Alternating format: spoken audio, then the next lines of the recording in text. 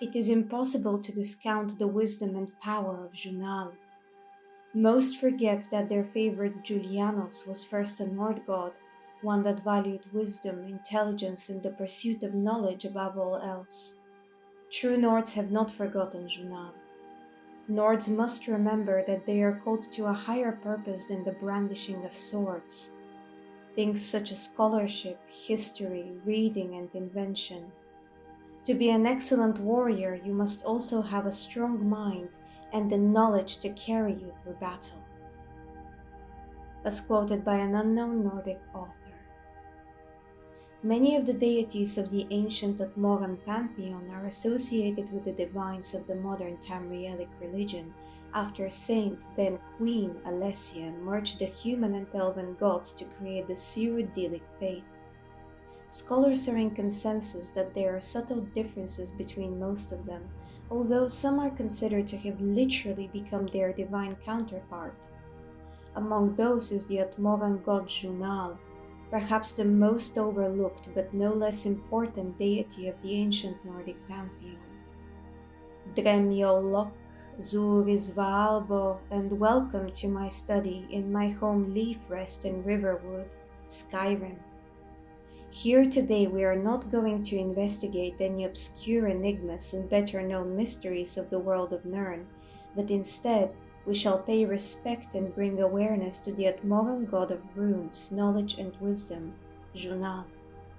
We will also focus on his Cyrodiilic counterpart, Julianos, the divine of logic, who is named after Julian LeFay, the director-in-chief programmer of the Elder Scrolls Arena, Daggerfall, and Battlespire, who has sadly passed away a day before I'm writing this research. May his spirit find peace in whichever realm it desired to depart to, and I do hope this dive into the lore, which I had planned before this tragic loss for the Elder Scrolls community, could serve as a tribute to Mr. LeFay, who has contributed so much to the world we know and love. Without further ado, let us focus on the inked pieces of parchment where I have documented my research. Let us begin. Mora now Minda.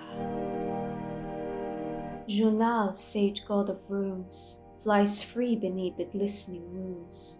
A night owl who's so droll, soars with us, the wise Jhunal. As stated in this passage from the book The Song of Gods, whose author is once more unknown, Jhunal is the god of runes, wisdom, knowledge, and hermetic orders. He is associated with the owl and is believed to have a feathered companion under the name of Wisewing, who has her own role and importance among Jhunal's worshippers. She is normally depicted as a barred owl, and those who wear feathers from this subspecies of these nocturnal birds are immediately recognized as devotees to the god of wisdom. Wisewing is also considered to be a protector during the Witches' Festival on the 13th of Frostfall, steering unsuspecting travelers away from covens and graveyards where they may meet an untimely end at the hands of the celebrating. Masks resembling her in appearance are known to inspire faith in the sagacity and guidance of the wearer. Nurigirwa onig vingi stadim zeimazin. Now let us return to Wisewing's divine companion. Jhunal is also considered to be the Nordic father of language and mathematics. He is one of the hearth gods of the Atmoran pantheon, the deities that watch over the present cycle, with the rest being Stun, the whale, Kain, sister hawk, Mara, mother wolf, and Dibella, mother, sometimes called sister, moth. As briefly mentioned earlier through the work of the unknown Nordic writer, Jhunal is the patron of both scholars and warriors who teaches the importance of knowledge and finmulag do hadrim, the strength of the mind on the battlefield and away from it. He may also have been associated with magic and the arcane similarly to his Cyrodiilic counterpart, but more on that later. This, as well as the rest of what we spoke of thus far, makes him a possible candidate for being the elusive Whore Father, whom I dedicated an investigation to not long ago. But let us return to our current discussion.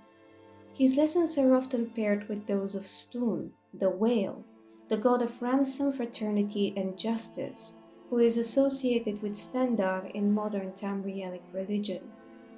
After falling out of the Nords' favor compared to his fellow gods, it is said Jhunal literally became Julianos as we know him in the Cyrodiilic pantheon. Before we speak of the divine of logic in more detail, allow me to make mention of the planet interchangeably referred to as Julianos and Jhunal, which was listed as one of the 8 known worlds according to the Dwemer. Jhunal is the center of the Mage constellation, with Stendar as its satellite. In Sermon 33 of the 36 Lessons of Vivek, the planet Julianos is referred to as the third pole star and is said to exist only in the Ether, governed by an apprentice of Magnus. This would imply that Jhunal/Julianos is an understudy of the god of magic, which is unsurprising considering the divine of logic is often associated with magic and deeply respected by sorcerers. Nonetheless, I suspect the meaning behind this writing of Vivek's is deeper than meets the eye and multifaceted, as is usually the case with the lore written within the Elder Scrolls and by Mr. Michael Kirkbride for that matter. But our goal here is not to analyze the 36 Lessons of Vivek. Let us now return to Julianos, the god, and make one more connection between him and his Atmoran aspect. Considered to be one and the same with Jhunal, Julianos is the aged deity of wisdom and logic, and he governs the spheres of contradiction, history, literature, and law. His motto is, know the truth, observe the law. When in doubt, seek wisdom from the wise. As mentioned before, he is strongly connected to magic and is said to be head of the realms of sorcery, enchantment, and alchemy. Julianos is represented by the triangle in modern Tamrielic religion and is deeply revered by many Imperials and Bretons, as well as by the 4 Bear Red Guards. They are a political group in Hammerfell formed from the descendants of the first Yokudan invaders of Tamriel. Praying at a shrine dedicated to him in Cyrodiil awards the devotee with the blessing Scales of Julianos, labeled simply as Blessing of Julianos in Skyrim, which grants a 10-point increase in intelligence. As with all other shrines dedicated to the divines, it cures every disease, restores all damaged attributes, and replenishes the player's health. In Skyrim, it fortifies the Dragonborn's arcane reservoir by 25 points for 8 hours, and rids the Dova keen of any and all ailments. Julianos' amulet increases its wearer's magicka by 10 points and looks absolutely gorgeous. It is one of my personal favorites. And speaking of objects carrying this divine's power and blessing, the Shield of the Crusader is an Adric artifact created by Julianos to aid Pelinal Whitestrake in taking down Umaril the Unfeathered in the early First Era. During our stories as heroes of Kvatch, we must obtain this relic alongside those crafted by the rest of the divines as we progress through the Knights of the Nine DLC in order to put an end to Umaril the Unfeathered once and for all. The shield is shaped like the Kim El Adabal, which I speak of in length during my investigation of how Mankar Cameron was able to wear the Amulet of Kings and is capable of protecting from magic by reflecting spells and sending them back to their casters. In fact, this Sako Bri, crimson beauty of a gem that is the Kim El Adabal, is referenced multiple times in a variety of ways in the rest of the pieces of the Crusader set, as well as the interior of the Priory of the Nine. And it is little wonder, considering its indisputable connection to Akatosh, the god who aided Alessia in overthrowing the Need Selvan oppressors. Another detail regarding the shield I would like to touch on are the owl wings adorning its sides, further evidence of Jhunal and Julianos being one and the same. As always, I tip my hat to the developer's attention to detail. I love uncovering odd akin to this. But I digress. The members of temples founded by Tiber Septim and dedicated to Julianos are tasked with being keepers of the Elder Scrolls, an undertaking appropriately trusted to the wise, intelligent, and magically inclined. Julianos is also included in the Elder Scrolls Tarot, representing the fifth major arcana in the deck, the Hierophant. And last but not least, this god's depictions are rather consistent. He is always viewed as a long-haired, bearded male wearing a robe. Now we return to the connection between Jhunal and magic we briefly touched on earlier. Not one but multiple sources state he literally became Julianos after his worship among the Atmorans waned, and his cyrodiilic aspect is considered to be a patron of sorcery, enchantment, and alchemy. Furthermore, the planet Julianos is also often referred to as Jhunal, and if we take Vivek's writing at face value, its governor is an understudy of Magnus himself. Not to mention that the planet Jhunal/Julianos is the center of the Mage constellation, as well as the owl wings adorning the shield of the Crusader, establishing further link between the two deities, or rather, the two aspects of the same deity that we are currently talking about. Moreover, magic was revered by the ancient Nords, as evidenced by the increased influence of the dragon cult before and during its rule in the Merethic era. Dova, renowned for their arcane Adric essence, and their highest-ranking priests all excel in various schools of magic. Tsun, one of the two dead gods in the Atmoran pantheon, who is associated with the bear and acts as god of trials against adversity in Sovngarde at his father Shor's behest, also expresses deep respect for the arcane to an archmage Dova Keen. Well met, Mage of Skyrim. The Nords may have forgotten their forefathers' respect for the clever craft, but your comrades throng this hall. Here in Shor's house, we honor it still.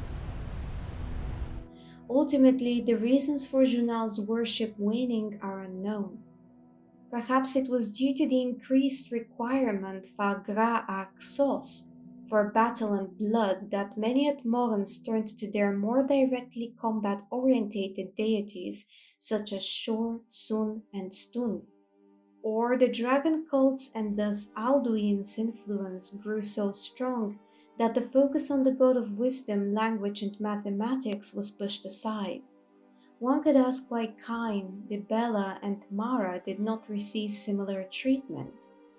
Khan, as is her name in the dragon language, is not only believed to be the wife of the revered Shor and chief of the ancient Nordic pantheon despite the dragon cult's rule, but she is also a goddess connected to nature and the elements among other realms. The survival of the Nords depends on them. Finding a partner and creating a family are also aspirations most of the Atmorans undoubtedly had.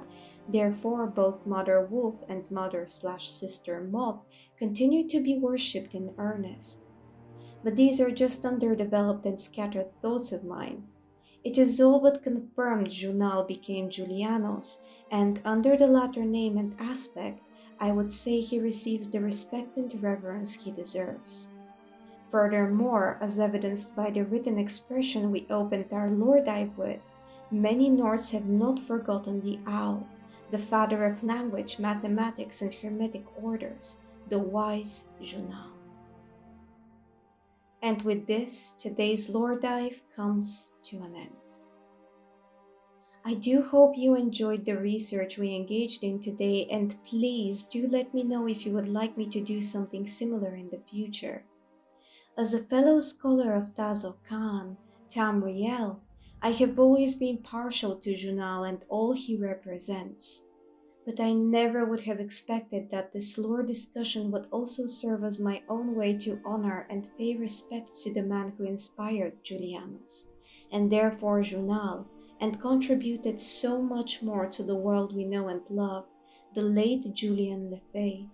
Un slat kogan fapa. Endless gratitude for everything, Mr. LeFay. Ak un slat kogan wachai, Thank you all for your continued support, as always. I look forward to seeing you in my study again, hopefully on a less tragic note next time. But until then, Lok Thum.